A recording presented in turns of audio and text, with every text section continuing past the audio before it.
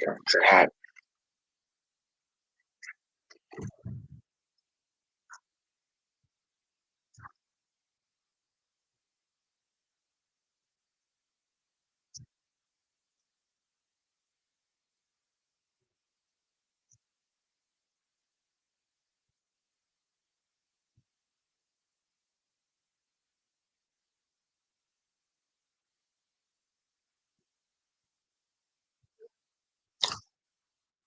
All right. Good afternoon, everybody. Welcome once again to the Enhanced Sports Show. It's after 4 o'clock in the New York, New Jersey area.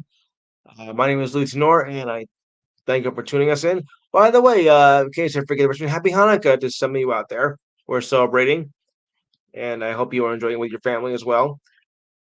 The number to call is 512-543-4662. I'll repeat it again, 512-543-4662. And we'll be here just before 6 o'clock when Rasal McGee takes over for his fine program. And don't forget, you can check us out on YouTube. Remember, go to YouTube first, then dial in the Enhanced Sports Show. Then you'll get perfectly. At least I hope so. Okay, we got a lot to cover. Don't go away, guys. I'm just coming in right now. All right, Steve, are you there? Steve. Okay. And would you state your name, please, for the record for this call?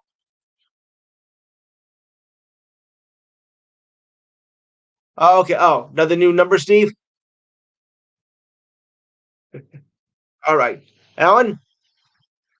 Yeah. Alan, are you there? Okay. Remember, guys, I do an introduction, then I bring everybody in. So don't leave. You know, just yet. All right. All right. First, I'm gonna start off because I got a little griping to do today, and I think you know why. Well, at least Steve Kent knows. So we'll get to it right now. All right. First up, we're going to do, of course, the CFB poll here because the final rankings are out for the season. Listen carefully, and then I'm going to do my rant. Oh, you're going to love this, guys. All right. Michigan, number 1. Washington, number 2. Texas, number 3. Alabama, number 4, although I can't mention why. Florida State, number 5. Georgia, number 6. Those are the top 6 that were selected for the playoff poll, which was announced last Sunday. Now, I can understand Michigan being number 1. They're undefeated. They deserve it. Of course, there's no question about it. Washington as well. That's not a surprise there at all. But I don't understand how you can jump Alabama over Florida State, which was in the top 5 all year, and Alabama surpasses them. I just don't get it. And Georgia, okay, yeah, they lost the SEC Conference Championship. But remember, 2 years ago they did the same thing. They lost to Alabama in the SEC Championship, but they did not drop out of the top 4. I mean, for some reason, I don't think this makes any sense. I think this committee is nuts to begin with. Then again, you know me very well for saying that. So here's where the griping begins. Alabama ended Georgia's 29-game winning streak and took the SEC title. But the Bulldogs head coach Kirby Smart sent out a message to the selection committee, which I think the selection committee is bogus anyway because they hardly ever get it right. Then again, they haven't done it right in the years they've come up with this new committee. Without question, Georgia is still among the top 4 in college football.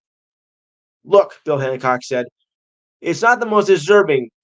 Smart said, he said simply, it's the best 4 teams. So you're going to tell me someone is sitting in this committee room and does not think Georgia is not one of the top 4 teams in college football. Oh boy, I told you it was some griping.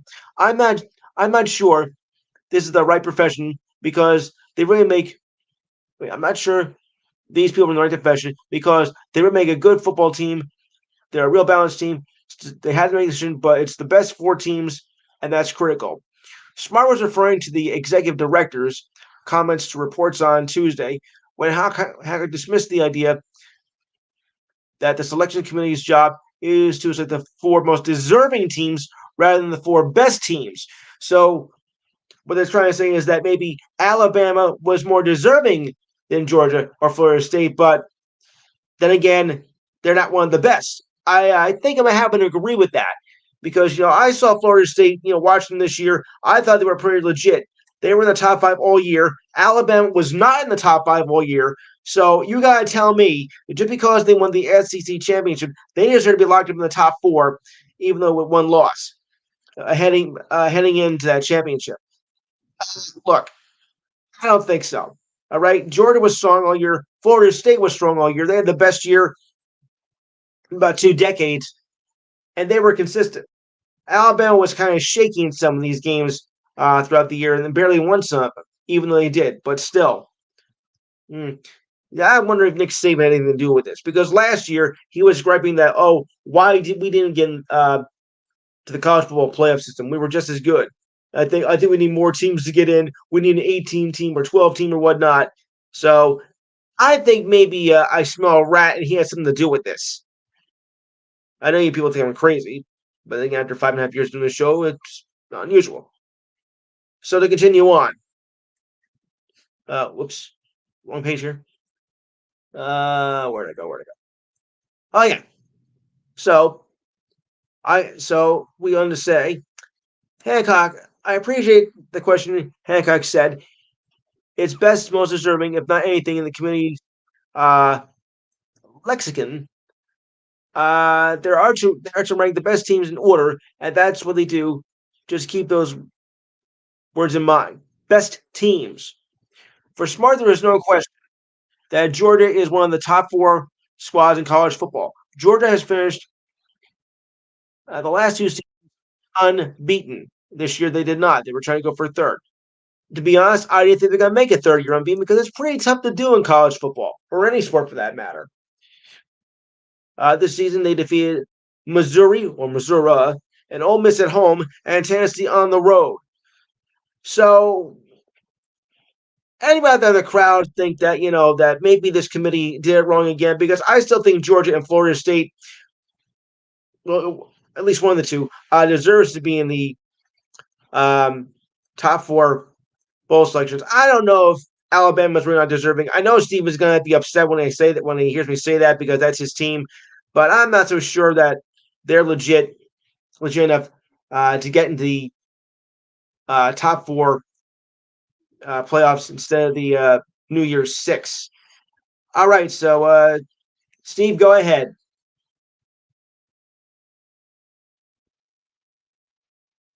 You.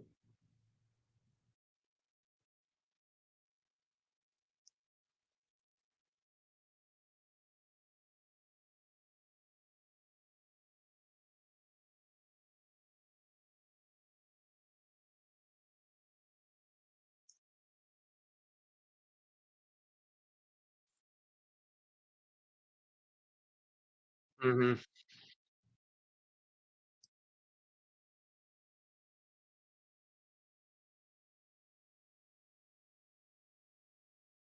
Yeah.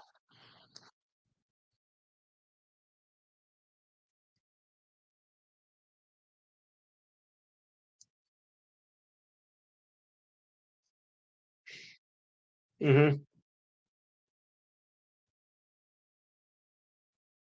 Uh-huh. Yes.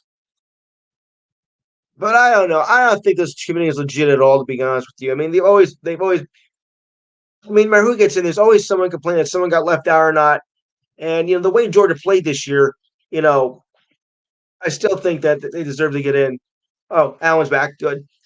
All right. And what about with Florida State, though, Steve? Because they were also some gripes about that.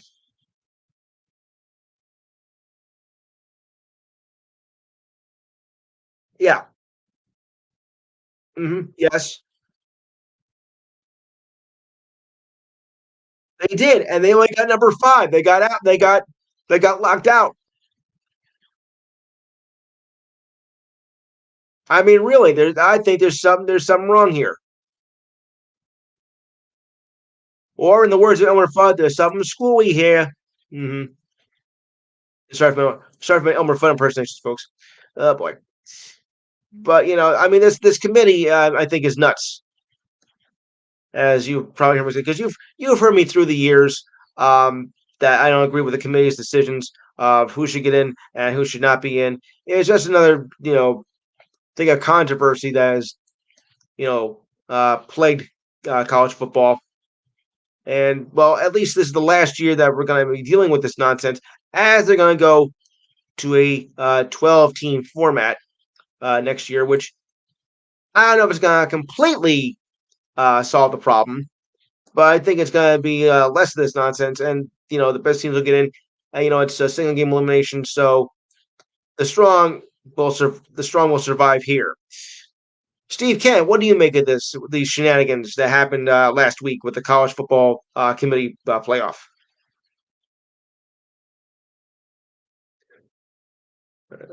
You did.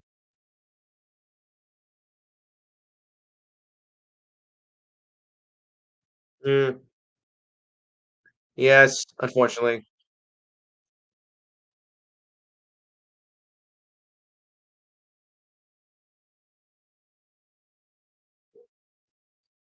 Yeah.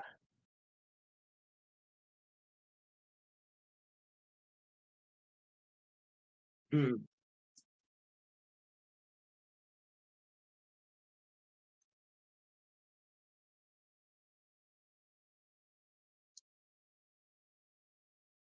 I do.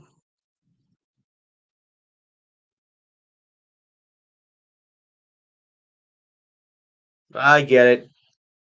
Right. Brings in the money, brings in the ratings. I get it.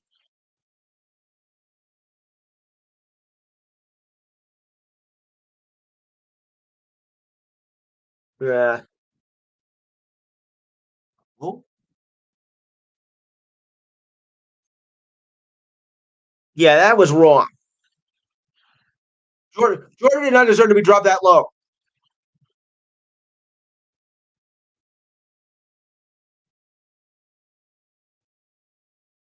Yes.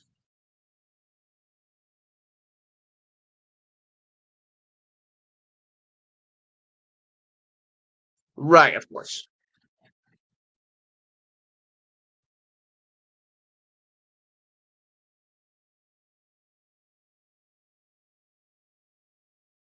Mm, yeah. Right, of course.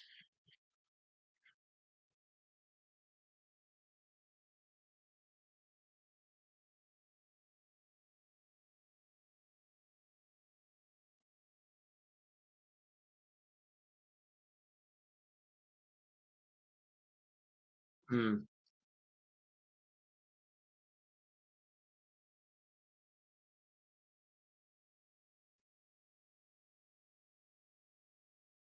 it's pretty good. No, it is.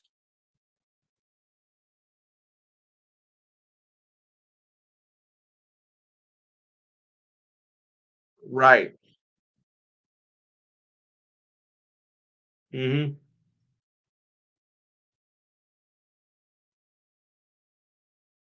Oh, yes. Oh, yes.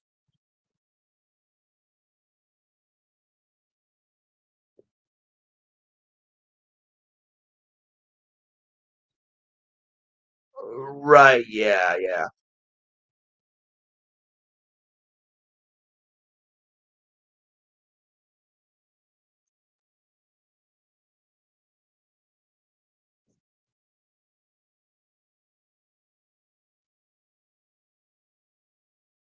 Right.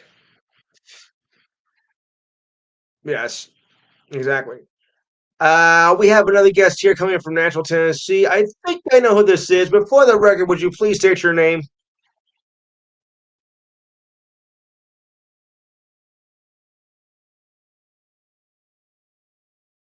Uh-huh. Ralph Garcia. I might have known. Yes, Ralph. Of course. Well, at least you know that Otani's not coming there. All right, Ralph.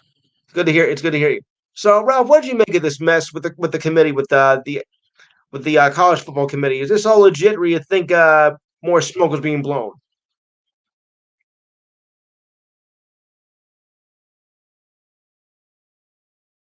Right.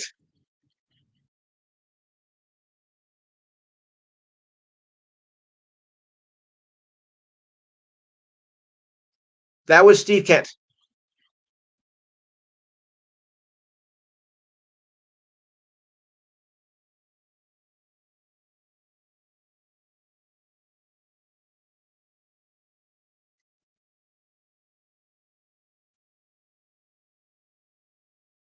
Right.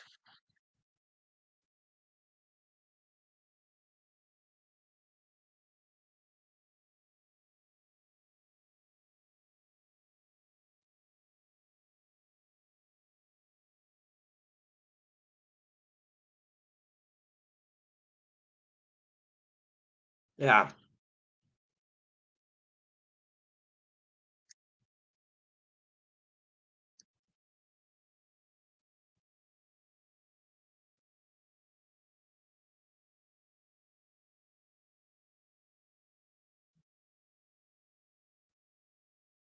Isaac. Right. Yes.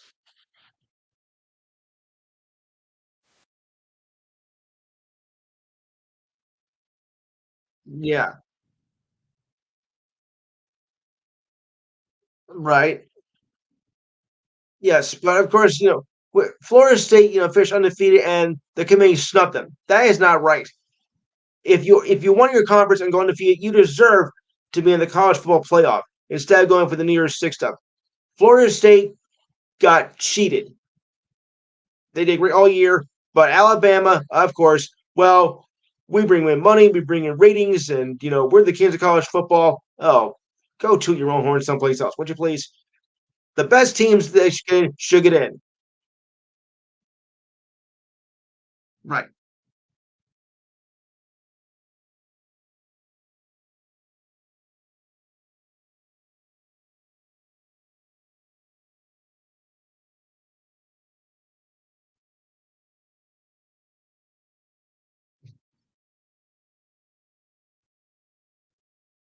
Exactly. No.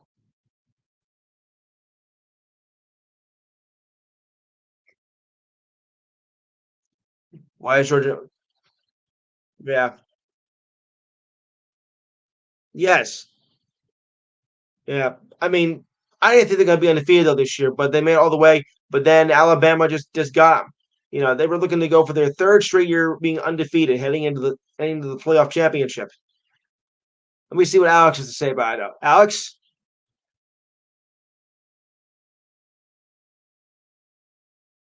Yes.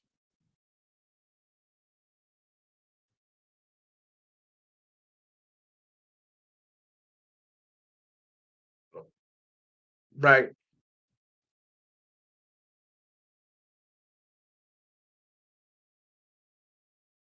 That's ludicrous. You're right.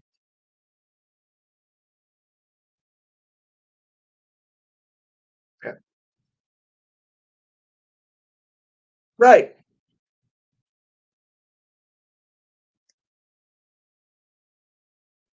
Yes. Alan, your thoughts. Yeah. Alan, your thoughts. Yeah. Right. Yes.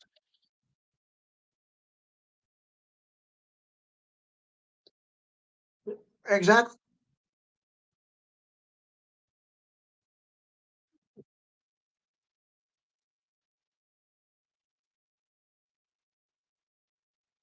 Yeah.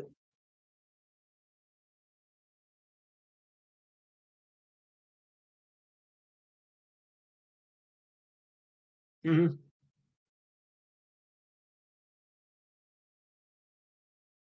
Yeah.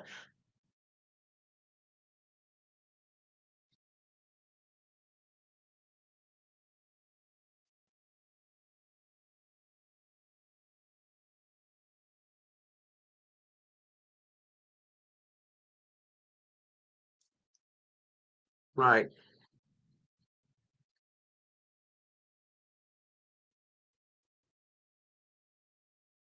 Yeah.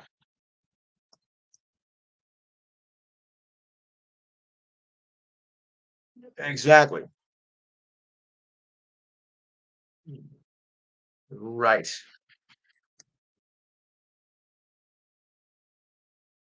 Yeah. Yes. Ridiculous is right. S- Yeah. You do. Which brings me to my next topic of why now Florida State head coach Mike Norvell said he was disgusted and infuriated that Florida State was ousted by the committee, and he should be because they were undefeated. And of course, like you said, they deserved to get in. So as I was saying, I'm not pleased with the outcome of the committee, and this should be thrown on its ear. Those are all my own words, by the way. I meant to see that he was disgusted and infuriated by the committee decision. I'll sum up to you people all in one word: favoritism. That's what I look at. Favoritism. Exactly. Right. Hmm. Nope. Nope. Yes.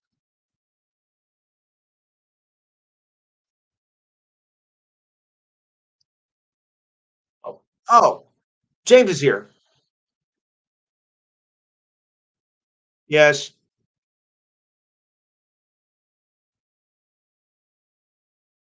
Yep. Yes. No. Yeah. Sure. Yeah.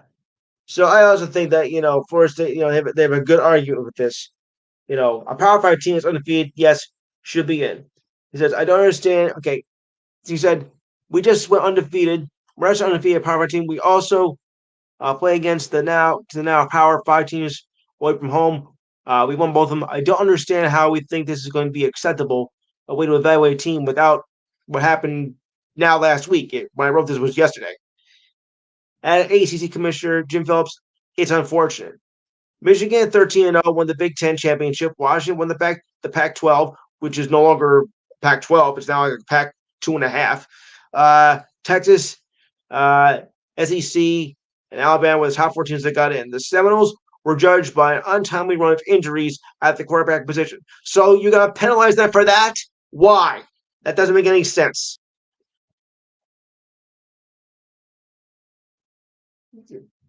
Yes,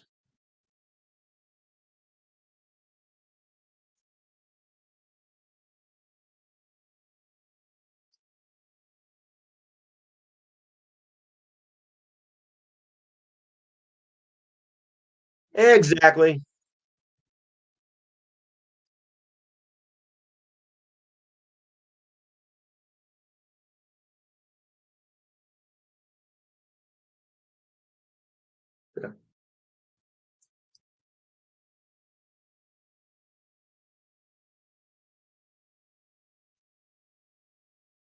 Uh-oh. Ha. Yeah. Yes.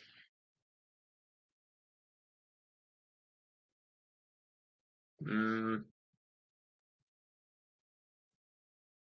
55th. I wonder how it was 55th though.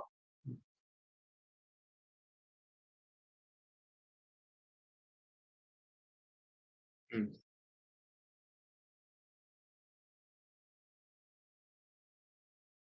yes. All right. Okay.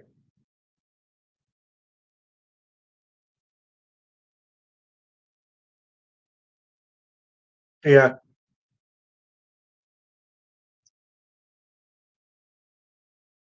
Undefeated.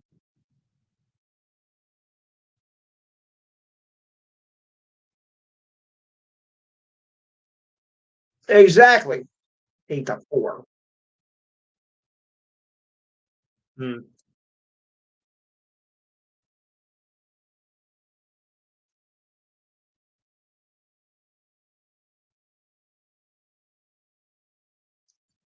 Okay. So now I'm gonna move before I go into anything else, who does anybody like in today's Army Navy game? I'll make that a quick one. Steve Davidson, I'll start that with you. Who do you got? All right. Steve Kent.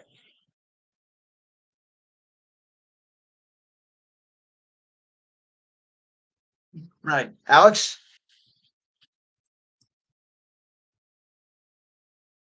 All right. James.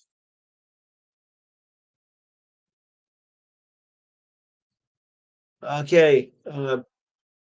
Matt, is that you? Who do you got in Army Navy? Okay.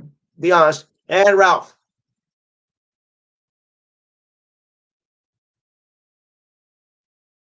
Yep.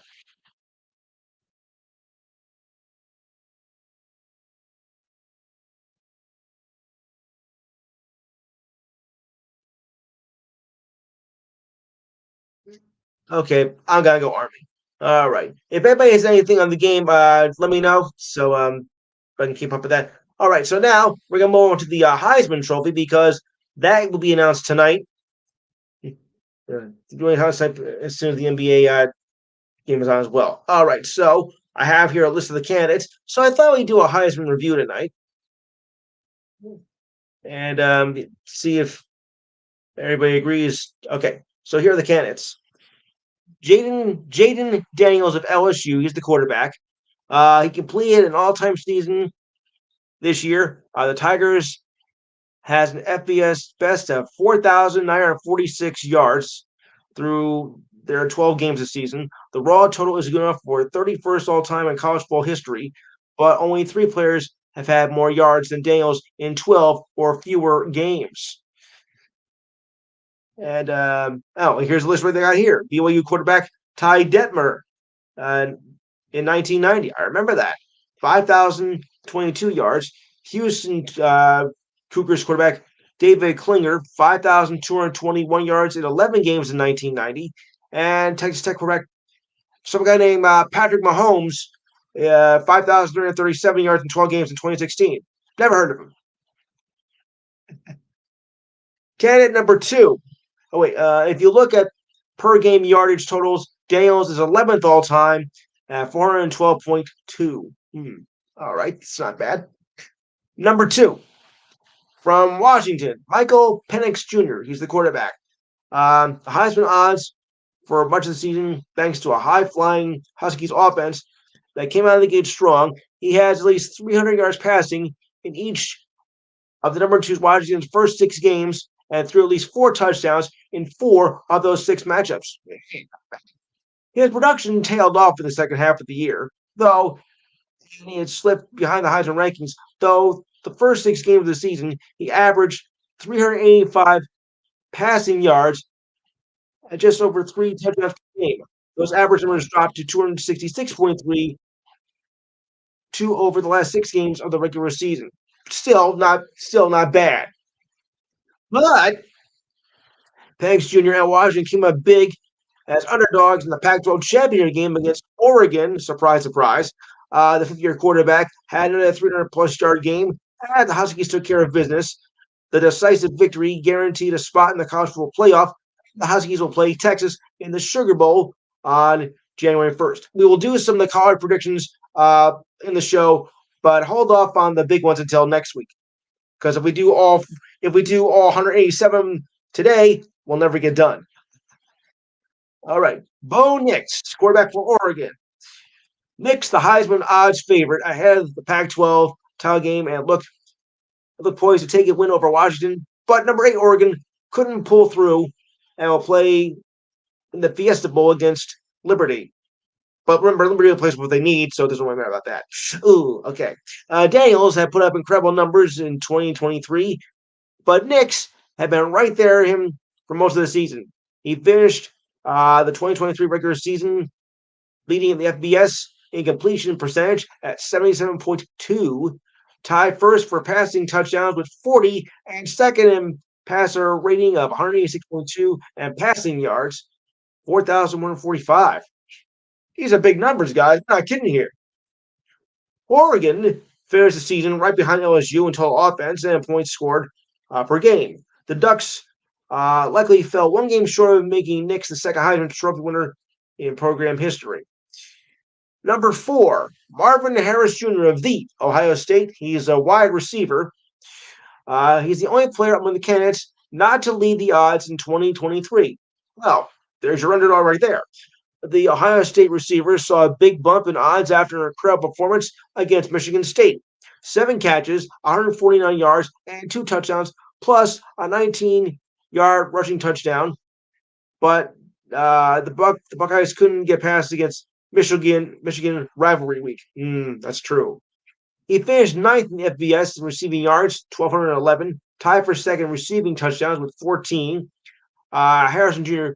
could not match the likes of LSU's wideouts Malik Nabbers and Brian Thomas Jr. in those categories, respectively. This nomination is more of a nod to his impact of the game and how opposing defenses played the Buckeyes. I think that's it. Yes, so we have our top 4. I thought it was 3. All right, gentlemen. So based on those statistics, who do you think is going to win tonight's Heisman Trophy? Steve Davidson, I'm going to start that with you.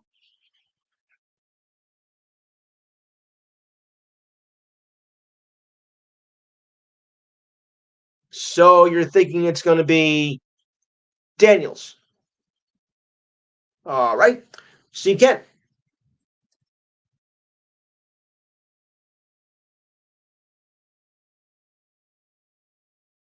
Ah.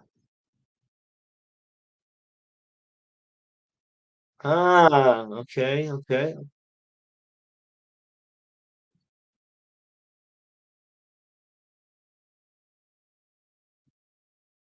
Right.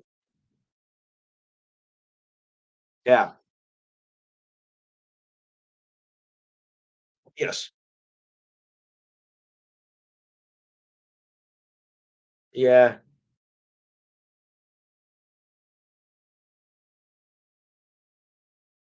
Oh my.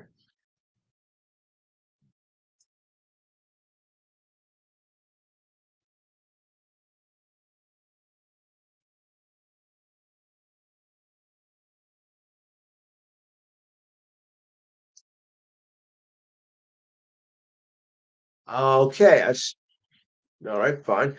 Ralph.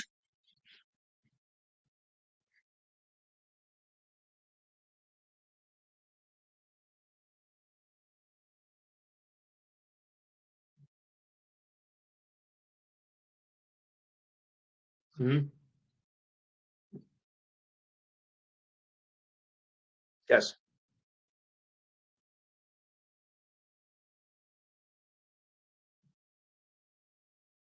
Ah.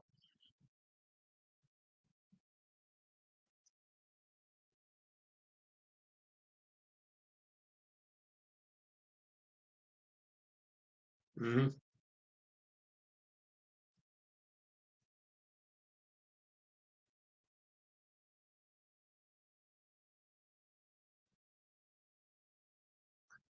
Yes. Right. Hmm.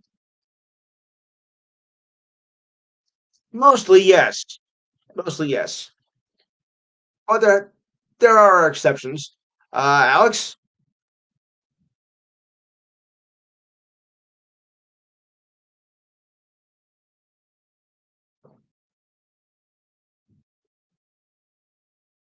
Hmm.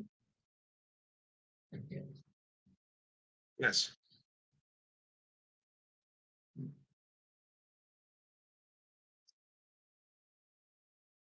Right.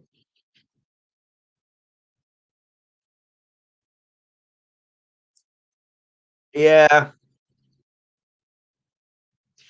All right.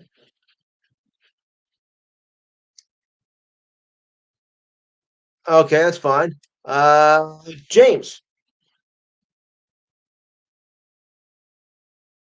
Yes.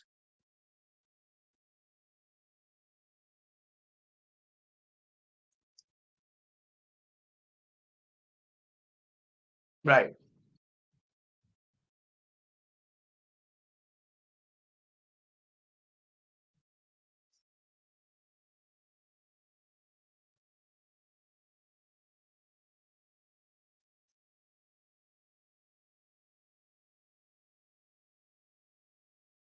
Yeah. And Matt.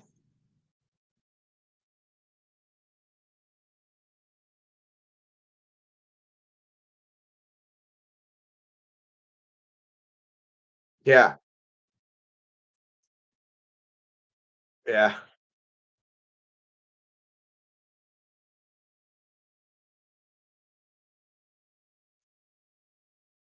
Yes.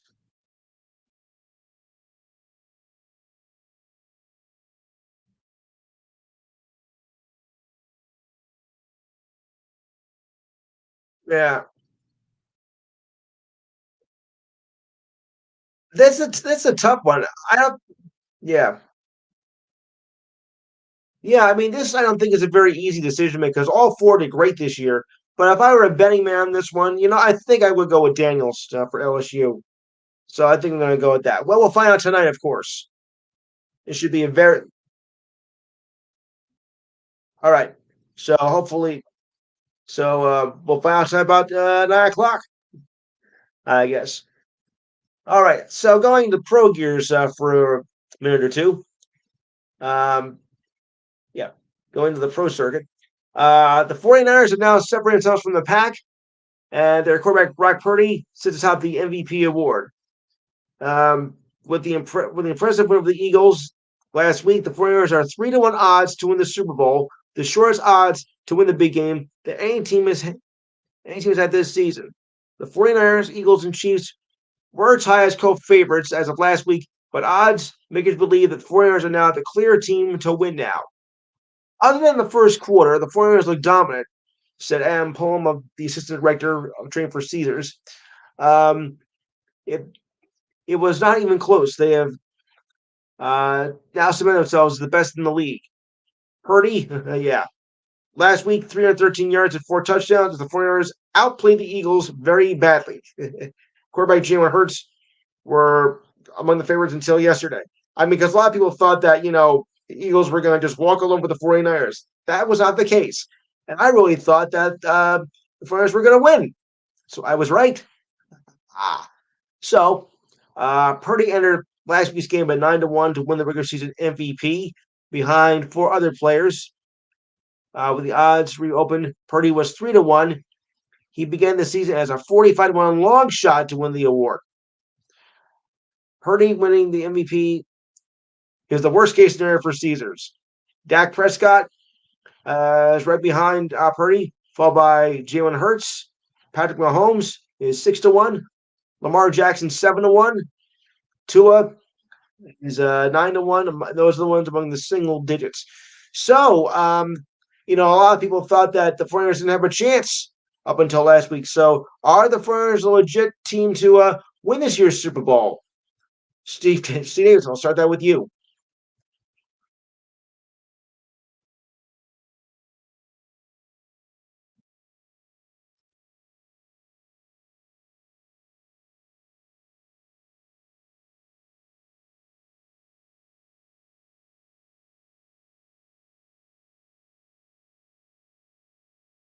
Yeah,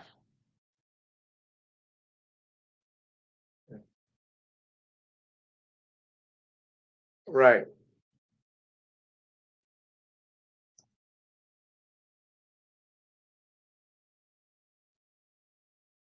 Uh huh. Yeah. Steve Kent.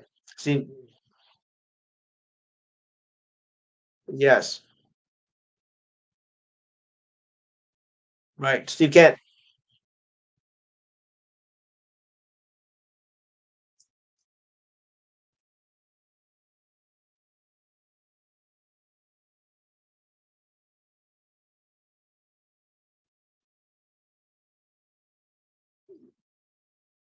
Yeah. Yeah.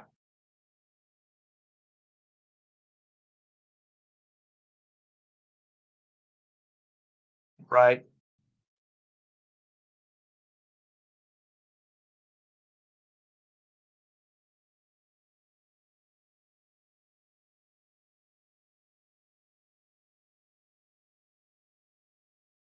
Ralph?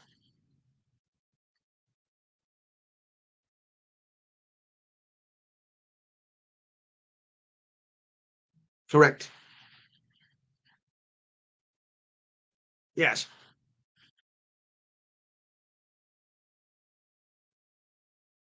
No, he's not that irrelevant anymore. Oh, yeah. Sorry, guys, I had to do that.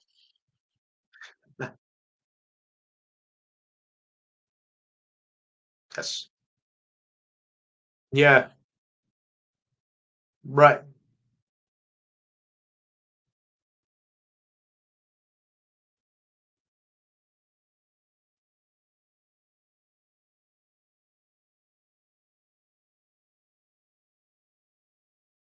Yes.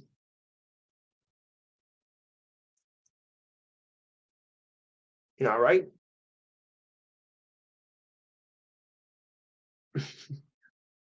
Uh, yeah. Okay. James?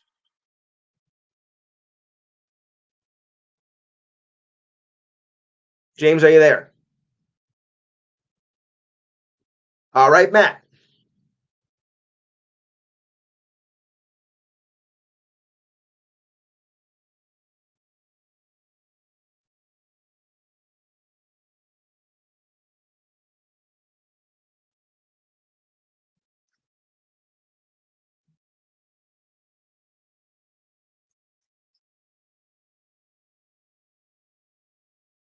Yeah.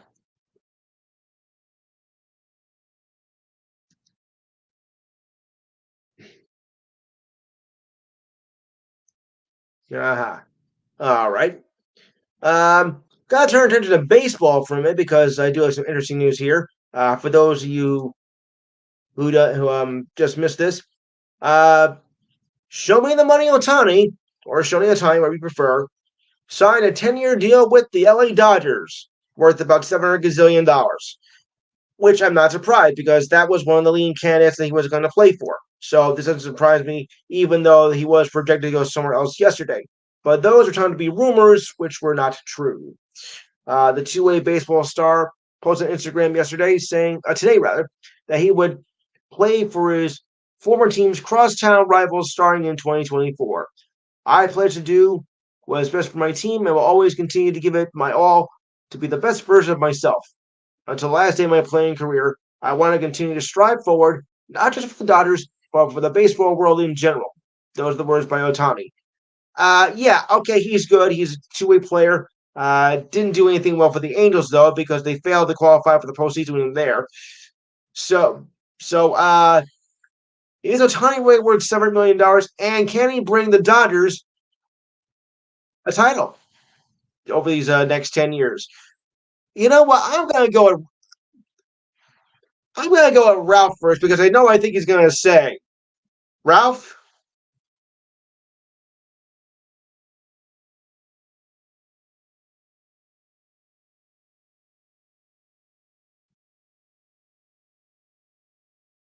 Yes, Mike.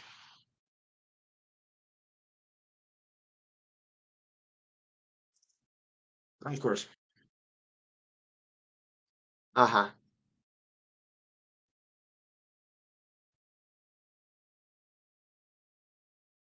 Yes.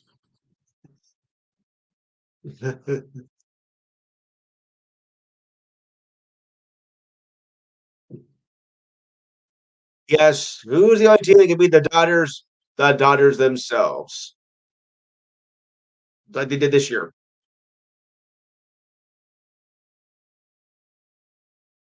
Right.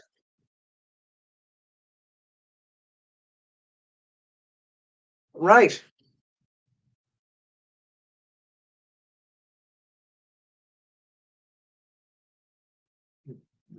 Because you got the money. Because you got the money to do it.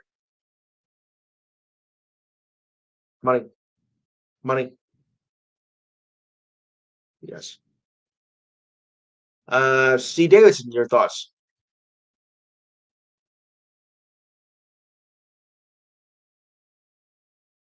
Mhm. Right.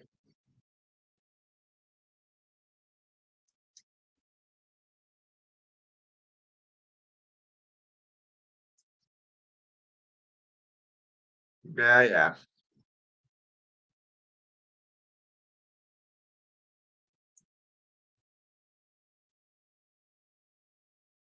You would think.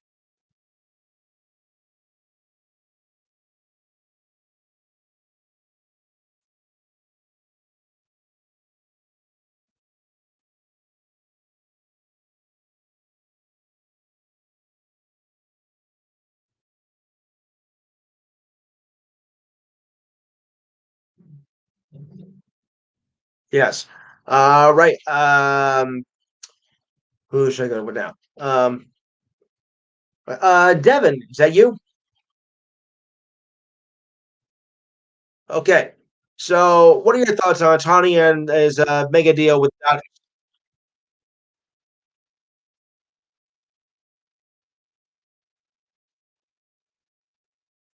Yeah. James, if you're there, there you go. Your thoughts on Otani and his mega fortune, and can he help the Dodgers win?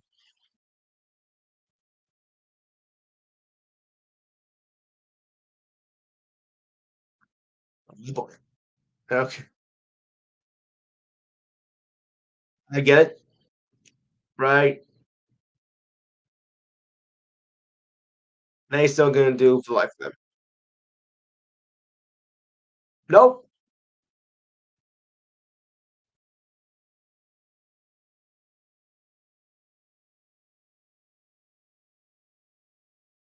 Yes. Right. Uh, okay. Matt, did I get you on that one or no?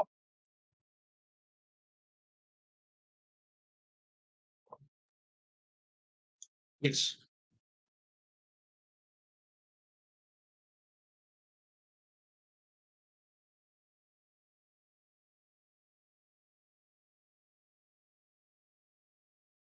Hmm. Yeah.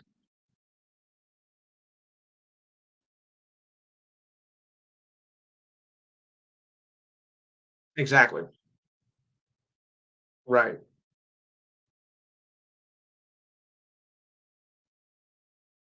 Yes. Okay. Jimmy, your thoughts, and welcome back.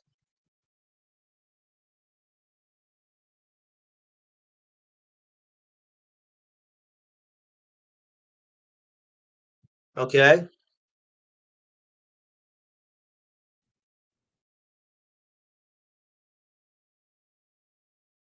Yeah.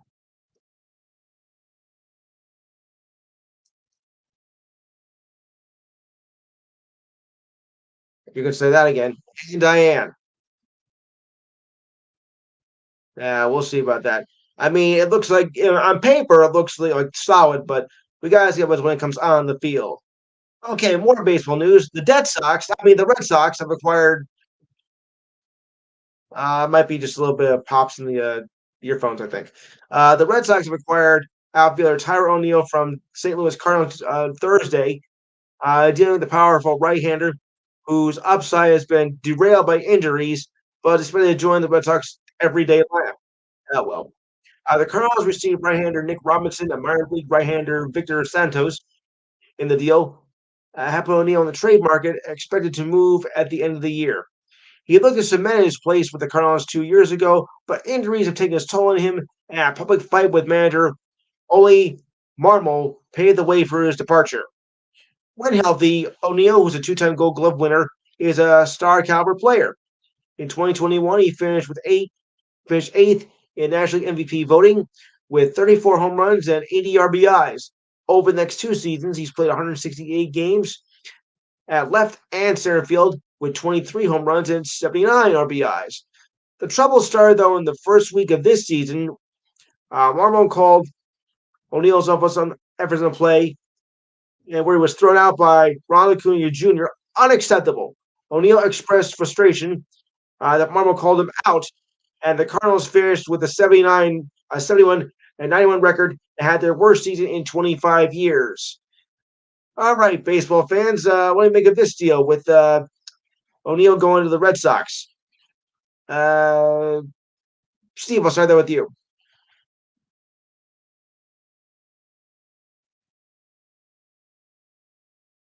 Yeah. Yeah.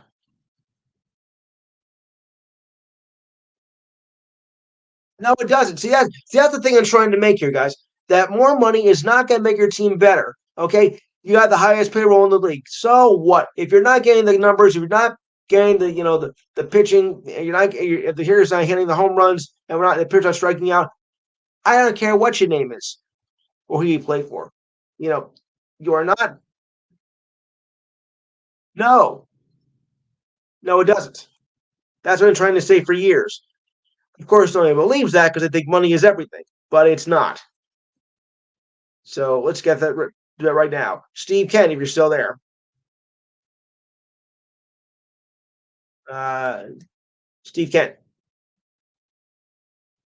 No, I think he left. All right. James, your thoughts.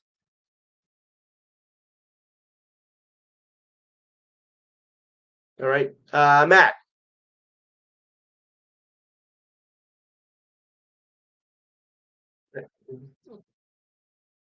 Yeah. Uh, about with the Red Sox getting O'Neill.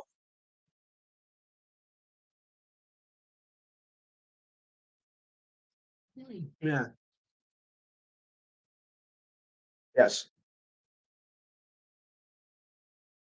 Yeah.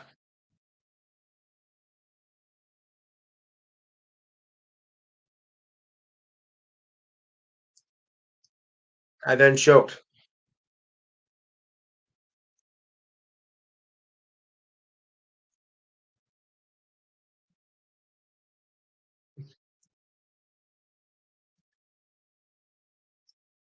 Right. Diane. All right. Jimmy. Yeah. Jimmy.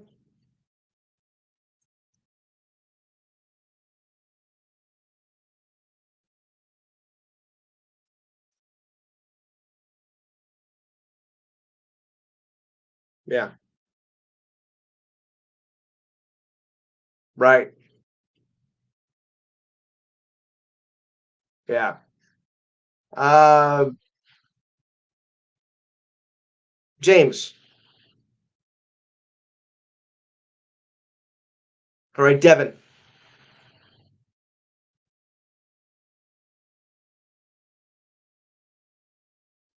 Yeah. All right.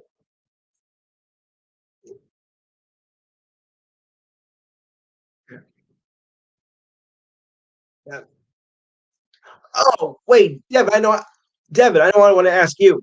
The MLS Championship is today, and of course, the game is going on right now as we speak, and we have LAFC that is taking on. Just a second here. LAFC taking on Columbus Crew. So, you have any thoughts on the game? Yep.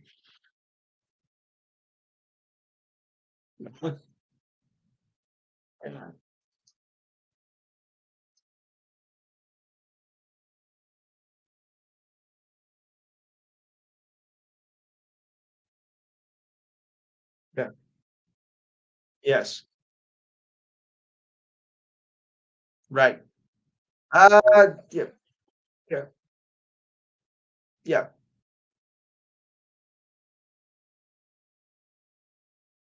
Hmm. Yes. Okay. Jimmy, what? Jimmy, well, you're a soccer fan. What do you think of the game today?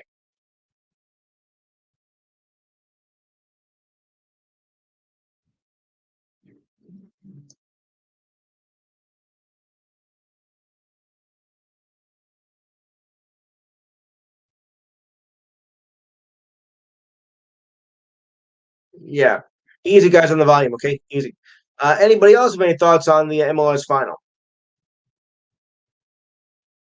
Going once, going twice? No. Okay, my money is on LAFC to be as champions. All right. Has anybody been following the NBA in season tournament, aka the NBA Cup? Um, I still have my doubts about it, because I thought, well, it's only a mid-season cup, really. You're not playing for a true title, but it has gotten some positive responses. Tonight, the Lakers will take on the Pacers in the NBA Cup final. LeBron dominated over the Pelicans in the semifinals on Thursday, proving that he is still up there, even though he's aging. With the dramatic theater setting the atmosphere semifinal match at T-Mobile Arena, it became the LeBron James show on Thursday night. James scored 30 points with 8 rebounds, 8 assists, and 5 rebounds, and now face the Pacers for the championship game. As the Pacers beat the Bucks on Thursday in the Eastern Conference. And to think, heading in this past off season, he was thinking about retiring, and that was all. If you decide to retire, or whatever the case may be, you're not a part of this anymore. So it would not make sense to leave anything because I never had set the table. If you leave anything on the table, it wouldn't make sense because I never had anything on the table. That's what he said.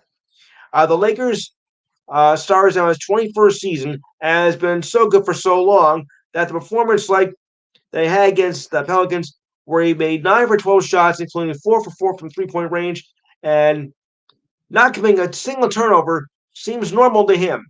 However, taking a minute to consider that LeBron is closer to the age to Shaq, who retired 13 years ago and was sitting courtside for the tournament, than his teammate Austin Reeves, and the things he continues to do on the basketball court seem even more incomprehensible. Like in a span of 61 seconds in the second quarter, when James hit a three-pointer, that last qualifying the heat check, he launched it from 30 feet out with the crowd anticipating his shot, and he hits the ball past half court, started to put the Lakers in total control of the game. You saw LeBron dominate the game. As that Pelicans coach Willie Green, he understands these moments. So do I. It was similar to LeBron when LeBron and Zion first faced each other in 2020. LeBron scored 11 straight points in the third quarter, going 3 for 3 to break the game open for the Lakers. Assert dominance over Zion Williamson, who was just a rookie at the time. Williamson finished that game, Thursday's game, I should say, with 13 points, 3 assists, and 2 rebounds. After starting the season 3-5, the Lakers are heading into the championship game with their first ever NBA Cup to be awarded tonight. It's a significant financial incentive on the line. The Lakers have now won 3 straight and are 7-3 in their final 10 games, and now are 4th in the standings. But remember, guys, last year the Lakers started 2-10, and they went to the Western Conference Finals. So don't knock them.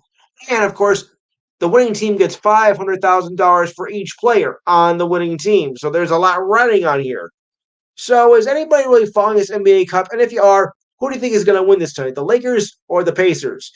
Steve, I'm going to start that with you.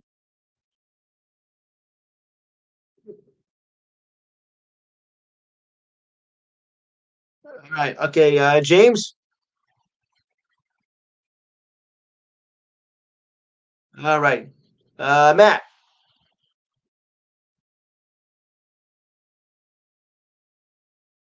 Okay, I'll buy that. I'll buy that.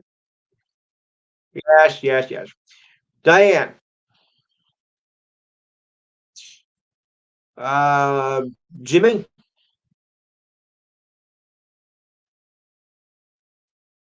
Dylan.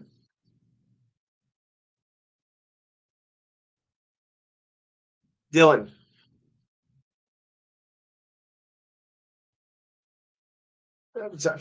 Sorry, but New Mexico. Where are you?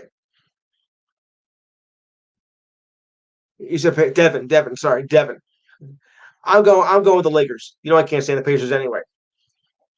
Okay, Devin. All right. So anyway, we got for the from the best of the best now to the sublime and the ridiculous, as the Spurs are in big trouble. And head coach Greg Popovich was trying to spice things up in his lineup, and it went to no avail. Now, uh, so-called sensation rookie Victor Wembanyama went to center for the first time.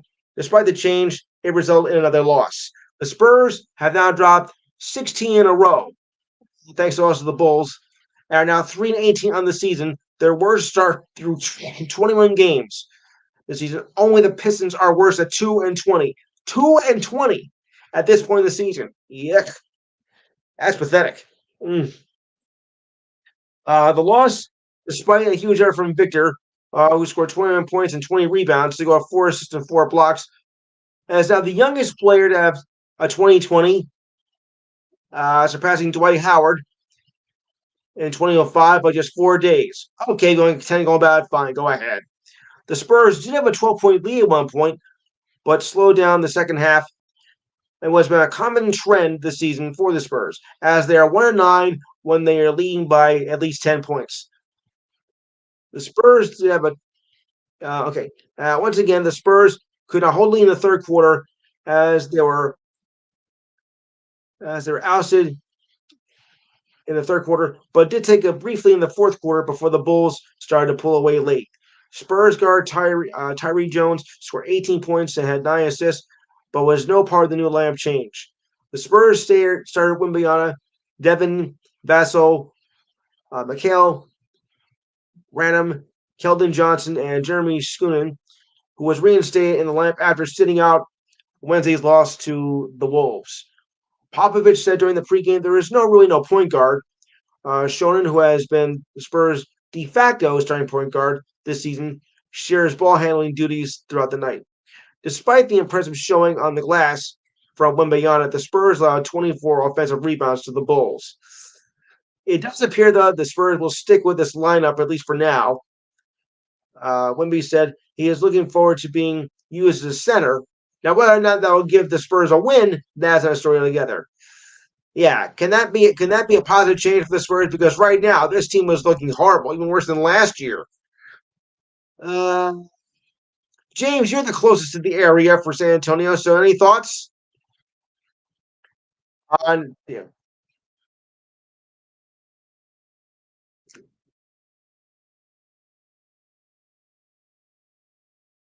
yeah,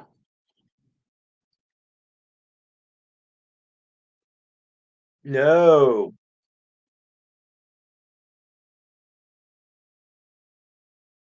yeah. What's left of it? Oh boy. Steve,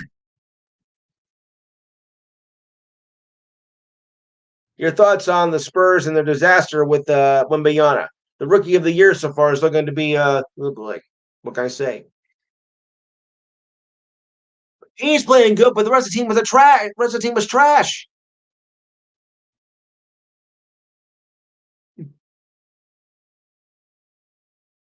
Still, though, yeah, yeah. That's what I'm saying. The rest of the server is awful. Matt, yeah, Matt.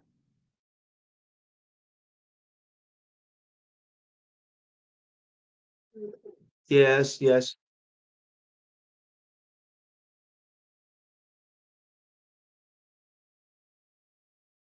correct.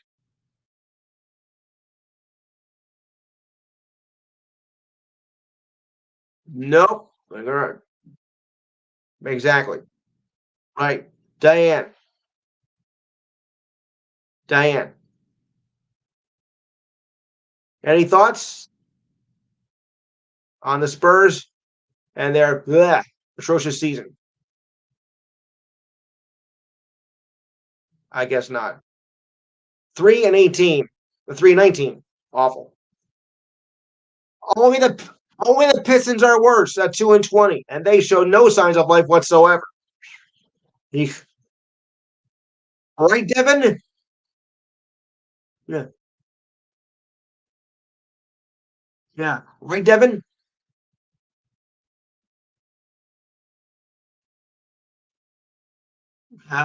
No signs of life whatsoever. Jimmy?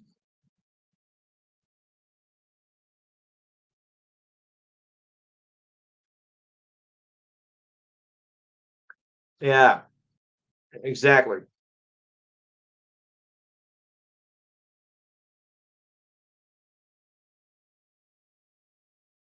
Exactly. Right.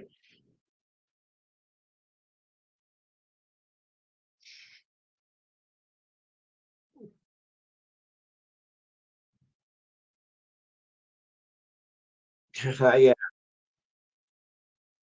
that's a misconception right there, folks. That's a big misconception. All right. Okay, so you know what? Now we're gonna go to the Bulls game schedule because we want to get this all in. Well, we're not gonna do every bowl game this week. We're gonna do the first half this week and then the final half next week as we wrap up 2023. Okay, ready, guys? Good. First up, listen carefully to the bowl game names and the teams. Okay. First up, the Myrtle Beach Bowl. That's going to be Georgia Southern versus Ohio. Not Ohio State, but Ohio. Steve. No, I said Ohio, not Ohio State. All right. Uh, James. Matt.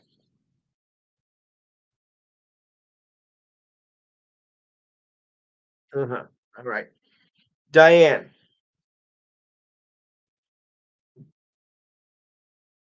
Okay. Devin. Okay, fine. I'll take that. Jimmy. He's been rehearsing this, folks. You know that, right? I'm going to go with Ohio myself. He knows I was clean.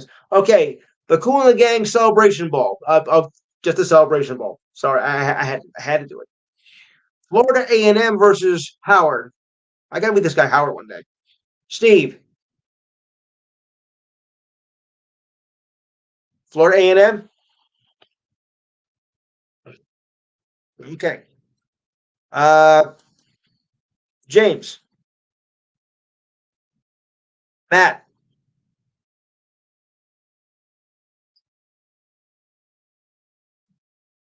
Okay. Diane. Devin. And Jimmy. I guess I'm the odd man out here. I'm going to go with Florida A&M. Okay. The New Orleans Bowl. Jacksonville State. Louisiana. Yeah, Louisiana. Okay. Steve. All right.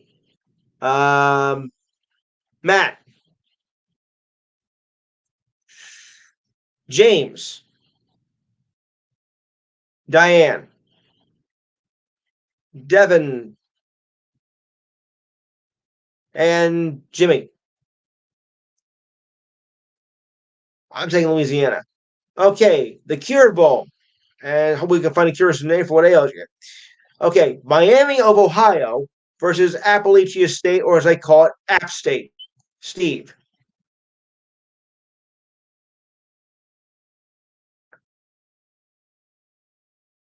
Steve, say it again. Okay. App State. All right. Uh, James.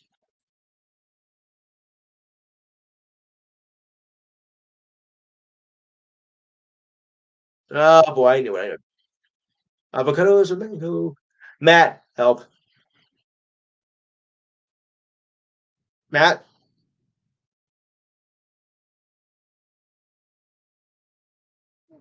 Yeah, I said for this game from New Orleans, Jacksonville State.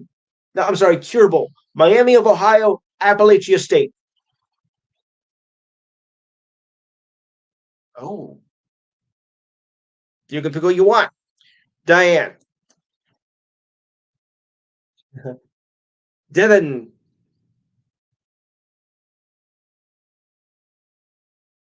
Oh boy.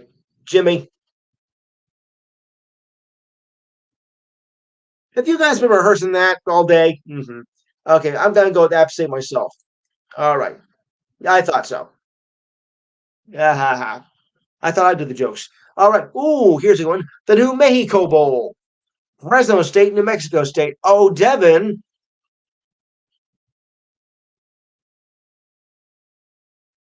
Oh, surprise, surprise. Steve. James.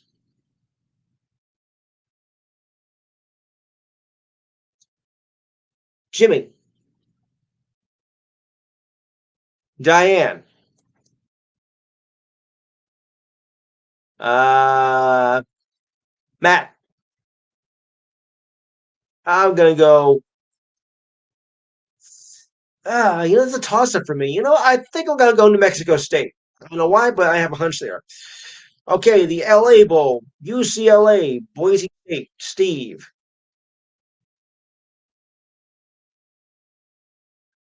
UCLA, Boise State. Okay, James. All right, Matt, Diane, Devin, and Jimmy. Thank goodness I'm not alone here. UCLA it is. Thank goodness. All right, Independence Bowl, Texas Tech versus California. Steve.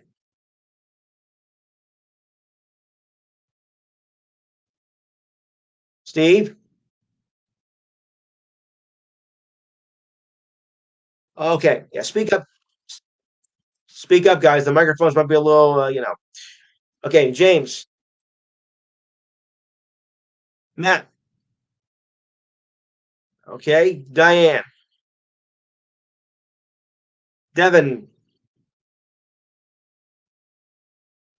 Jimmy. I'm going Texas Tech too. All right. The Bahamas Bowl, now known as the Toastery Bowl. What that means. Okay. Western Kentucky versus. It depends how you get the sponsors for money. Okay. Western Western Kentucky versus ODU. That's Old Dominion. Steve.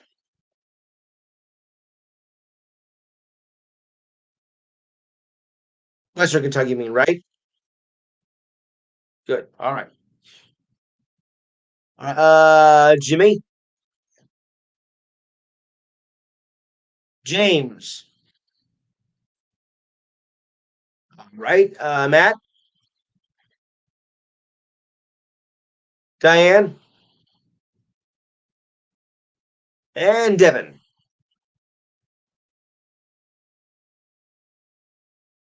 They do. They're not very good, but they do. It is. It's more known for basketball. I'm going to go with Old Dominion myself, actually. All right. The Frisco Bowl. Marshall versus UTSA. Steve.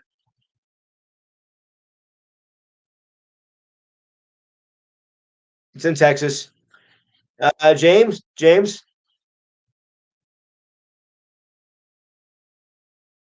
Matt, Diane, Devin, eh, Jimmy. I'm gonna go with I'm gonna go with Marshall. Okay, Boca Raton Bowl. University of Florida, Syracuse. Steve, James. All right. Oops. Uh, Matt, Diane, Devin,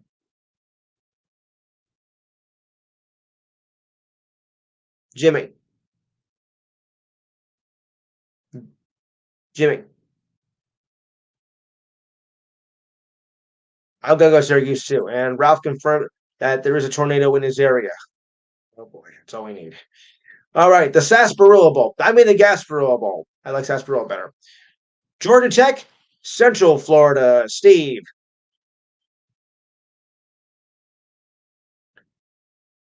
Georgia Tech.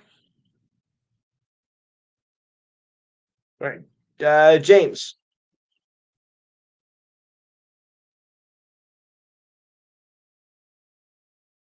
Georgia Tech, Central Florida. Raymond Rec. Okay. Uh, Matt. Okay, Diane. Raymond Rec. Yes, yes. Devin. All right, Jimmy. Alex?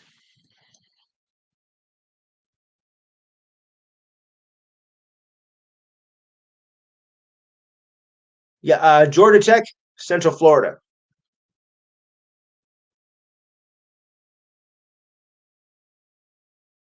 Okay, I think it's in Florida. I'm gonna go with Georgia Tech. Birmingham Bowl. Troy versus Duke. Steve. Duke. James.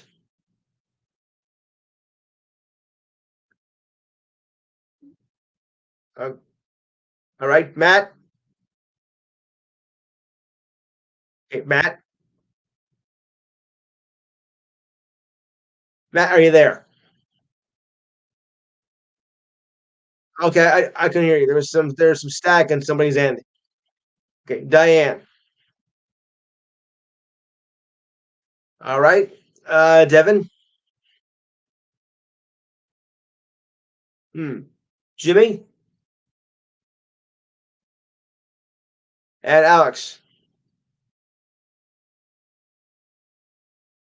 Alex. I'm gonna go with Duke. You know, I'm surprised when I went Duke, bro, Duke. The things I do on this show, and I'm still here. Isn't that amazing? Okay, moving on. I hope I say this name right. The Camella Bowl. I think I'm saying it right. Arkansas State, Northern Illinois. Steve, James, Matt,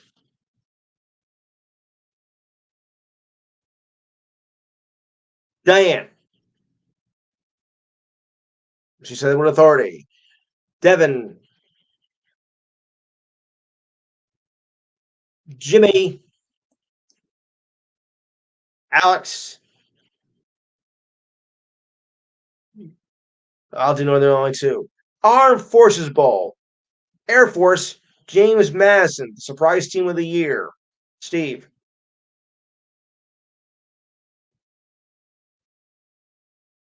James, Matt, Diane. Okay. Devin, right? Okay. Jimmy, Alex. I'm gonna go with James Madison. I like how they've been doing this year. Okay. The famous Idaho Potato Bowl, Georgia State, Utah State. Steve, James, Matt.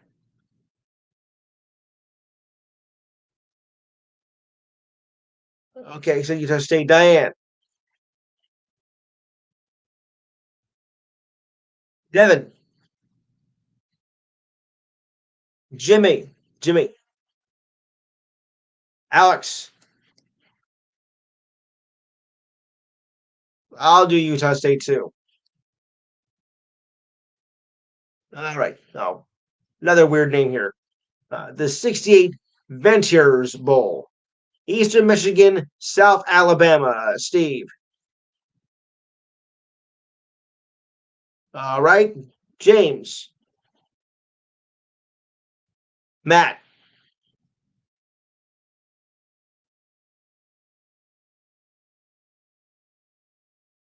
Eastern Michigan, South Alabama. Okay. Diane. Eastern Michigan. Okay. Uh, Devin.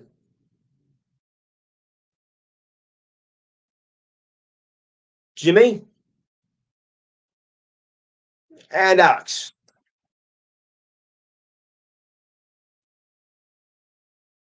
I'm going Eastern Michigan. Okay. The Vegas Bowl. Northwestern, Utah. Steve.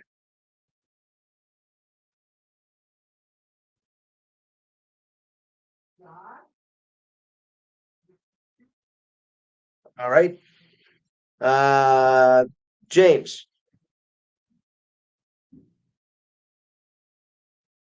James.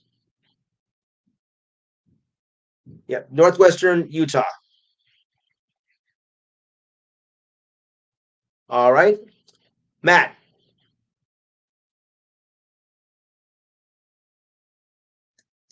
I think Matt's line went dead. Oh, he left. All right. Diane.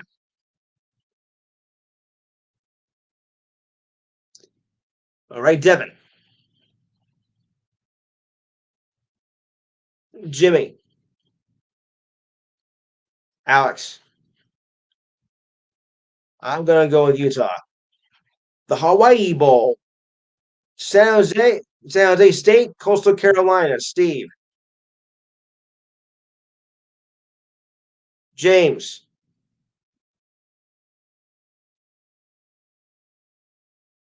Diane. Devin. Jimmy. Alex. So am I. All right. Where should we go here? Hmm. All right, we'll finish up with all right, we'll finish up with these. Oh, December 26th, the Quick Lane Bowl. Bowling Green, Minnesota. Steve. Bowling Green, Minnesota. James. Diane. Uh, Jimmy. Sorry, Devin. Devin.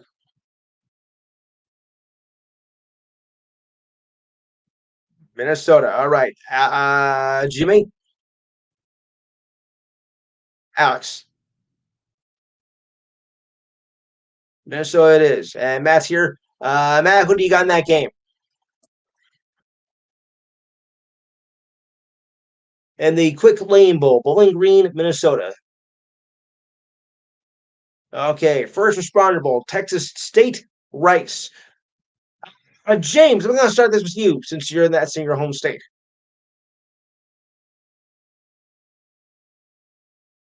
Texas State versus Rice. Sure. Steve? All right. Uh, Diane. Diane. Devin. Jimmy. Jimmy. Oh, boy. Alex. And Matt.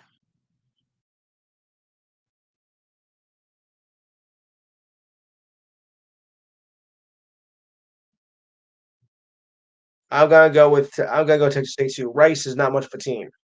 Oh god, they are not. And finally, for this half, the guaranteed rate bowl, which is going about 3%. Kansas versus UNLV. Oh, I can't believe I said that. Kansas UNLV. Steve. Kansas. All right. Uh, James. Devin. Diane. She left. All right. Jimmy. Alex. And Matt.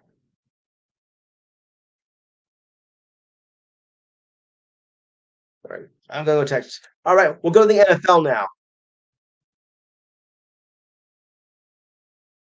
I wonder what happened to Diane. Hmm. Well, maybe she'll be back.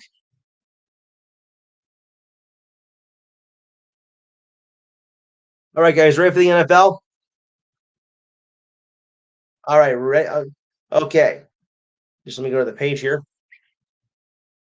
All right. So, by the way, who had New England over Pittsburgh on Thursday? Because I sure did. Yeah. Okay. So I guess we're all in the same boat. All right.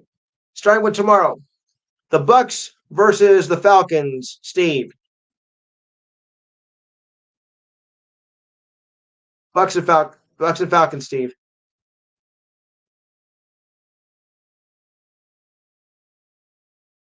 Steve. I said Bucks and Falcons. Yes. Okay, I didn't hear you. All right, James.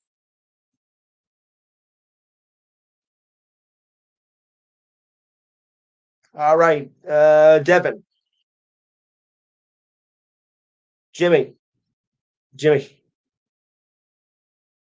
and Alex. Yeah, I'll go. I'm gonna go with the Falcons. All right, Lions, Bears. Steve. All right, James rather. All right, um, Devin, Jimmy, Lions and Bears. Alex, I'll go with the Lions. All right, moving along. Colts, Bengals. Steve, Jimmy, James, Devin, and Alex. I'm gonna go with the Colts. Jaguars, Browns. Steve.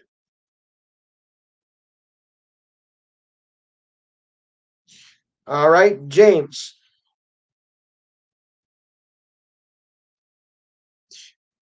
Uh, De- Devin, did I get you? I'm sorry. Sorry, Jimmy and Alex. I'm going with the Browns too. Surprisingly, Panthers. Panthers Saints. Steve. Panthers Saints. Okay. James. Denver. Yeah. Devin.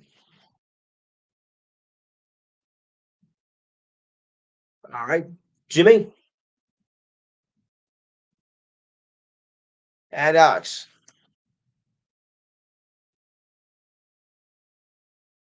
I'm going Saints. Texans Jets. Steve.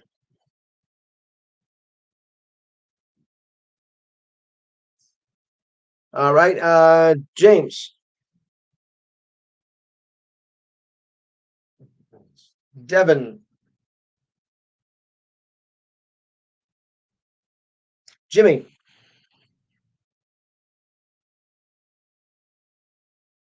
Alex.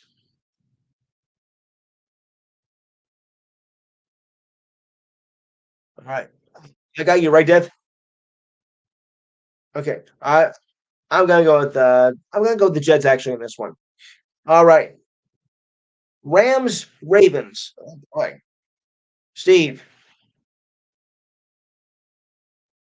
All right. James. All right. Devin.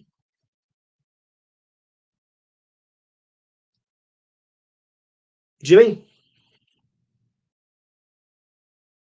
And Alex. Yeah, give me the Ravens too. Okay, moving along.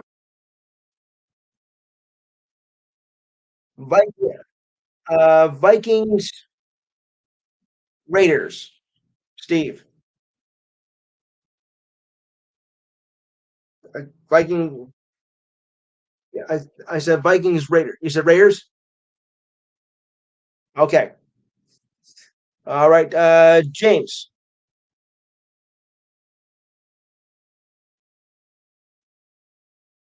All right. Devin,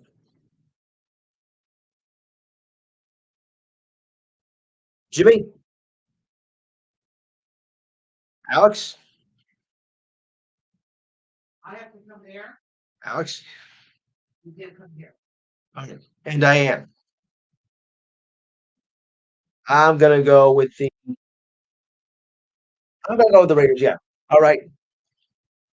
Seahawks, 49ers. Steve, James, Devin, Diane,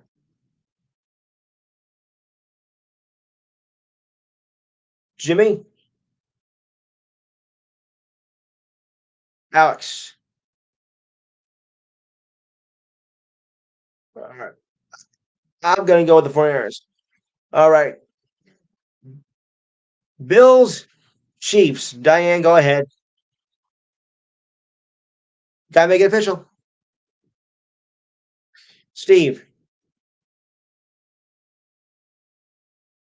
guys, I know he's gonna say Bills. Okay. James. All right. Devin.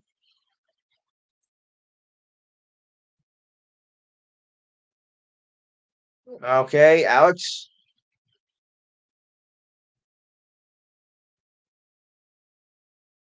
I'm going Chiefs too. All right. Broncos, Chargers. Steve, James, Devin,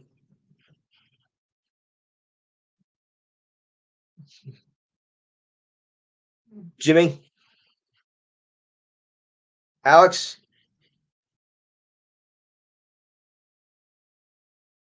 Diane.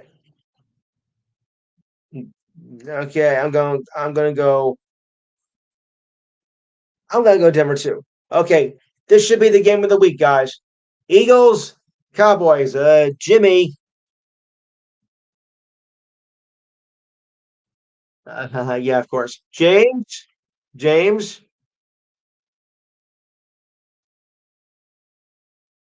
All right. Steve. Okay. Uh, Devin,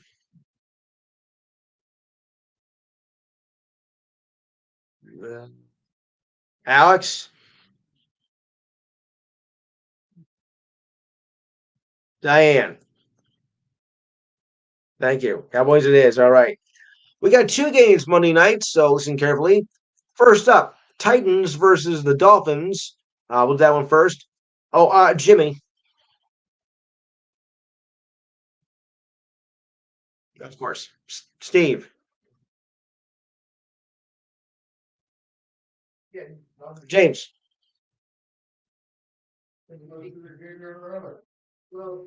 um, right? Alex, Diane,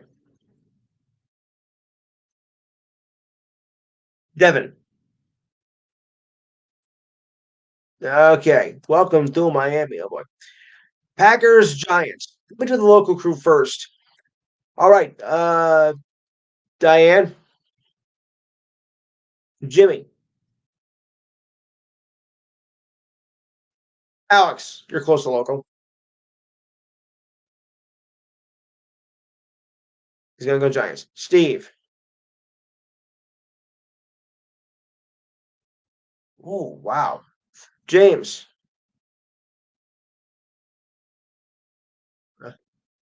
Oh, okay. And Devin. All right. And Arizona, Washington have the week off. Oh boy. And finally, for next Thursday, we have. Just give me a minute here. Oh, we have to go this way. 40. Oh wait, no, December 14th. Back up. Back up. Week 15. Okay. Chargers, Raiders. Steve. All right. Ooh, next week because the Saturday night matchups, guys. Oh, good. All right. James. Devin.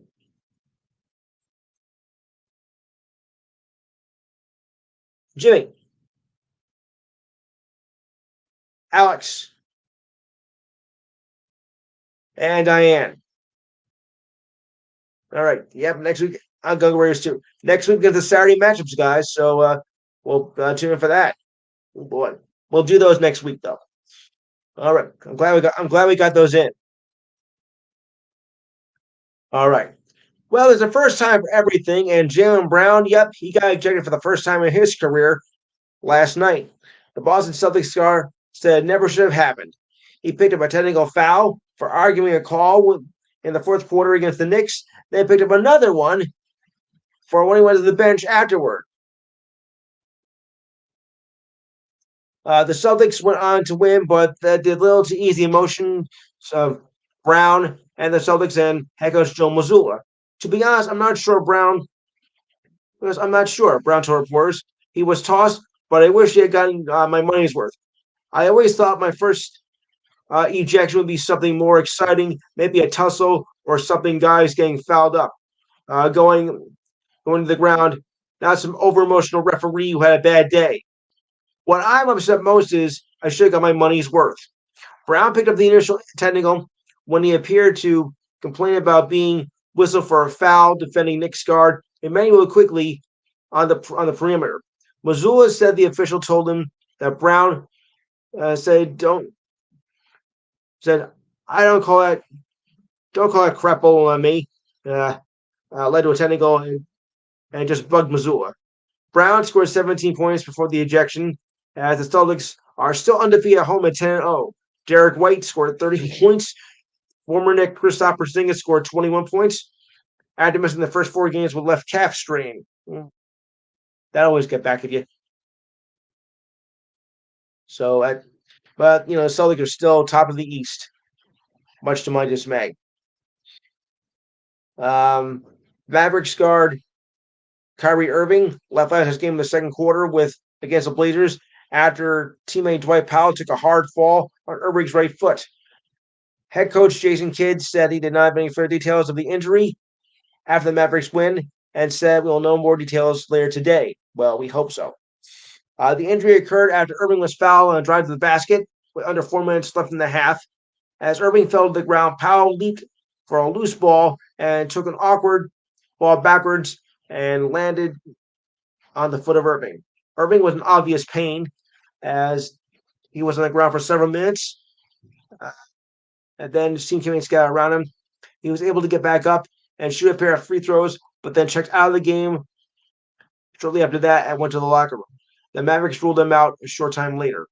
Irving finished with 11 points on 4 for 6 shooting with 2 rebounds and 2 assists. Oh, yeah. I got some hockey news here for you guys. The Islanders required Robert uh, Bortuzio in a trade with the Blues earlier yesterday. That gives the Eastern playoff contenders some much-needed size and depth on the blue line amid injuries. The Islanders sent a seventh-round pick in 2024 draft to the Blues for a veteran defenseman who has not only gone in 4 games this season, but was mostly sitting as a healthy scratch. The addition of Bortuzio was finalized after the Islanders placed defenseman Ryan Pulock on the injured list with lower body injury, and Adam Pelch and Sebastian Aho are the Islanders on the injured reserve list. Bortuzio has won the Stanley Cup championship with the Blues in 2019. Oh, Steve, you have any UFC or WWE news you want to do?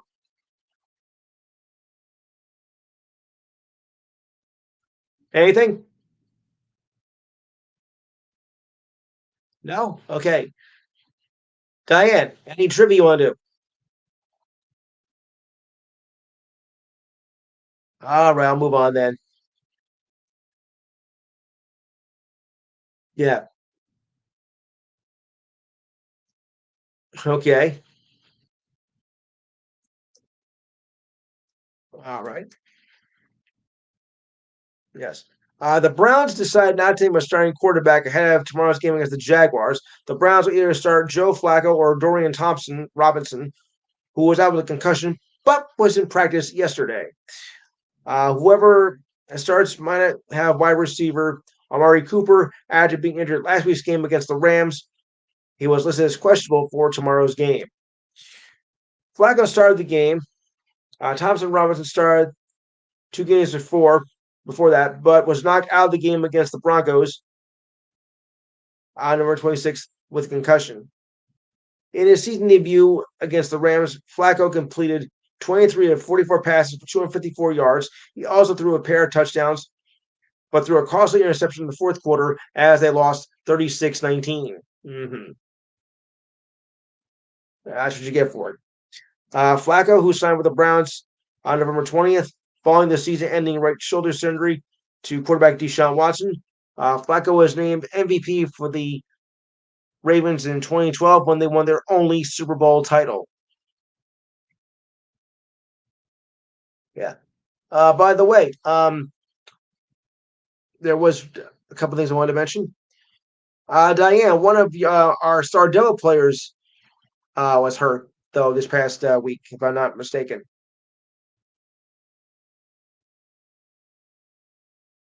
Di, you still there? Yeah, one of our star players got injured. Um, was one of the Dougie Hamilton. Yeah, I think he suffered. No, yeah, I think he suffered a lower body injury. Yeah, so he's going to be out for quite some time. Gavin, is a big fan of him, so that's going to be some break for them. But another factor that happened here that we had a rarity in hockey last week as Tristan Jarry of the Pittsburgh Penguins scored a goal, and it's not often that goaltenders actually score a goal in a game. He scored an empty net goal in the third period, and that was only the 17th time that has happened in regular season history. Yeah, so quite an accomplishment, don't you think? Yeah, so congratulations on that. And the Chiefs will be without running back Isaiah Pacheco. I guess the Bills do a shoulder injury that's kept out of practice all week. Mm-hmm. So that's going to be tough on them. Lamar Jackson's they had to practice, missing practice for illness. Ravens quarterback Lamar Jackson skipped onto the field through a handful of warm passes that leaped into the air to hit the crossbar with his hand. After practice, Coach John Harbaugh declared Jackson was set to play against the Rams tomorrow. He's feeling good. He's back full and healthy, so I think he's ready to go, and they could use him. For you Mets fans, pitcher Jorge Lopez signed a 1-year, $2 million deal with the Mets. Source to ESPN, another reliever to a team that has spent the last week bolstering their organization depth. Lopez struggled with 3 different teams last season after a career burst 2022, which he looked to be a part of a frontline reliever with a velocity bump. His move in the rotation, Lopez rode a 98-mile-per-hour fastball and a heavy curveball to a 2.54 ERA. The regression he showed after his midseason trade from the Orioles to the Twins continued into this season when the Twins traded him back to the Marlins, then back to the Orioles without much success. The Mets, however, hope that Lopez can return to a form after posting a 5.95 ERA in 58 innings with 3 different teams. Under the new president of operations, David Stearns, this past week claimed a pair of catchers, Cooper Hummel and Tyler Heeman, off waivers and signed pitchers Kyle Crick and Andre Shrub, and infielder Jose Iglesias, ad reliever Michael Tolkien, split major league deal, and guaranteed $13 million to starter Luis Severino with hopes of returning to past excellence. The Mets hope to rebound from a 75-87 mark this season after doing 101 games last season. Yeah. And Steve Cohen and President of Operations David Stearns went to Japan to talk with the star pitcher Yamamoto. It demonstrates Steve's commitment to everything possible to bring players to New York. Stearns stared on the last day of the winter meetings. A right-hander, Yamamoto was 16-6 last season for the Onyx Buffaloes in the Japan Pacific League. Yeah, 169 strikeouts and 164 innings pitched. Major league teams have till January 4th to sign him. Stearns went on to say whether if Mets pitcher Cody Senga, who finished second at Rookie of the Year, would join the meeting. Yamamoto is being pursued by the Yankees among other teams. General Manager Brian Cashman was on hand to watch Yamamoto's no-hitter against the Lowette Marines on September 9th. All right, so we'll go to This Week in History for a few minutes, and then we'll wrap it up.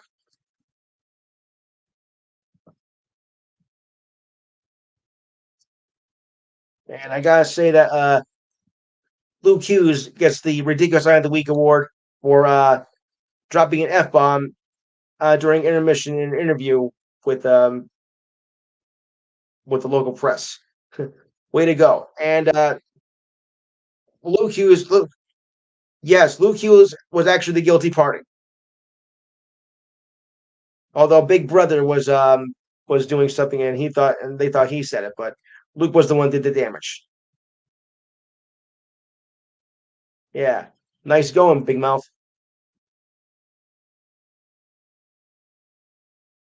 Well, actually, they've done pretty good. They won Thursday and Tuesday, so it's not that bad. Yeah, so it isn't that bad. 1913, heavyweight fighter Jack Johnson and Jim Johnson ends with a no decision in Paris. Johnson and Johnson. Okay. I don't know. Yeah. National Football League champion Polo Grounds. The Giants beat the Bears 30-13 back in 1934. Yeah. No. 1965, Frank Robertson is traded to the Cincinnati Reds to the Baltimore Orioles. 1973, St. Louis Cardinal Jim Barkin kicked 6 field goals versus the Falcons. The Women's Professional Basketball League debut in 1978, the Chicago Hustle versus the Milwaukee Duz. That didn't do very well, though. Sorry to say. But now that's come a long way in the women's basketball world.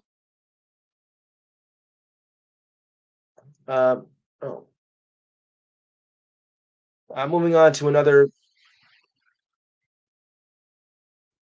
Oh, I know what's going on here. Steve, I'm still here. Okay. 1984, Eric Dickerson rushed for 215 yards for the season. Record 2,105 yards. I remember that very well. Jerry Rice in 1985 begins an NFL streak of 274 consecutive games with a reception. Larry Bird's streak of 59 consecutive free throws ends in 1987. 1990, Otis Anderson becomes the 8th player to rush for 10,000 yards. 1992, Cincinnati Reds owner Mark Schott apologized for racist remarks. I remember that. 1992, the Devils announced they will change its colors to black, red, and white for the 92-93 season. Eddie George wins the 61st Heisman Trophy Award. Remember that. Troy Smith of Ohio State won it back in 2006. And Mike Dickus jersey retired in 2013, number 89. All right, guys, I'm going to wrap it up. Rasal's coming up in a few minutes, so turn the mic over to him. Remember to look on YouTube and dial in the Enhanced Sports Show. Next week is our last show of the season. As we'll wrap it up, we'll wrap up the football pool. I mean, the polls, the bowl games. We'll look at the college football awards. I wanted to hold off on that because I want to get the Heisman and do all that. And we'll also have your thoughts on the best moments of the year, and we'll have holiday wishes as well. So, on that note, I'm going to split and say goodnight. And I hope you all have a pleasant week. And of course, don't forget to come back next week for the final show of 2023 because without it, it wouldn't be much of a show. So, on that note, I'm going to split and say goodnight. Good night, folks.